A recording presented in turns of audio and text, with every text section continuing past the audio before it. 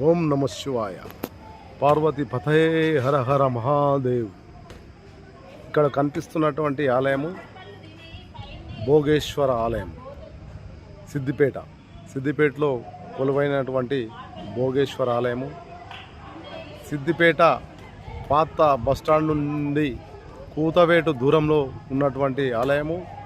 ఈ ఆలయము పురాతనమైన ఆలయము. మనం చూస్తున్నటువంటిది ధ్వజస్తంభము. ఈ ఆలయము 1200 సంవత్సరాల చరిత్ర కలిగిన ఆలయము. ఈ ఆలయాన్ని కాకతీయులు నిర్మించారు. ఇది ధ్వజస్తంభం అండి. 1200 సంవత్సరాల క్రితం నిర్మించినటువంటి ఆలయము సిద్దిపేటలో వెలిసింది. సిద్దిపేట ఈశాన్య మూలలో వెలిసినటువంటి శివయ్య.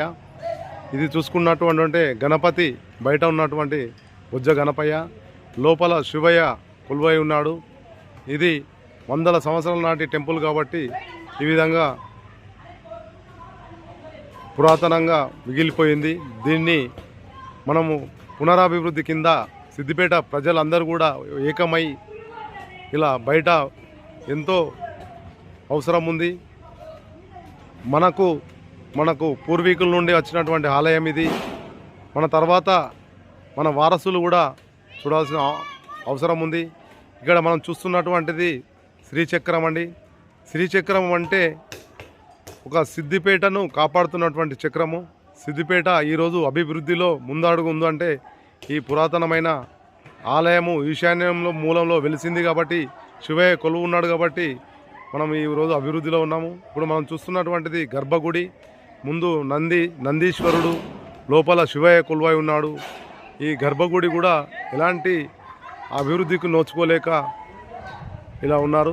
ఇది చూసుకున్నటువంటి 1200 సంవత్సరాలు అంటే దాదాపు మనము మన 10-12 తరాలు పోయి ఈ తరంలో మనం చూస్తున్నాం అంటే మనం అదృష్టవంతులమని చెప్పి భావిస్తూ ఉన్నాము. ఈ ఆలయాన్ని, ఈ కట్టడాలను మనం కాపాడుకునే బాధ్యత సిద్దిపేట వారమైన మనందరి మీద ఉంది. ఈ కట్టడాలు ఎక్కడ చూసినా దొరకవు మనకు. మన సిద్దిపేటలో ఆ కాకతీయుల కట్టడాలు ఉండడము మన సిద్దిపేట ప్రజల అదృష్టము. ఇక్కడ రాత్రి వేళలో చూస్తున్నట్టు చెట్టు కింద, ఇది ప్రహార లేని దేవాలయం కాబట్టి చెట్టు కింద కొందరు అల్లరిముఖాలు మద్యము ధూమపానం చేస్తూ గుడిని అపవిత్రం చేస్తున్నారు. దీన్ని కాపాడుకునే మన బాధ్యత.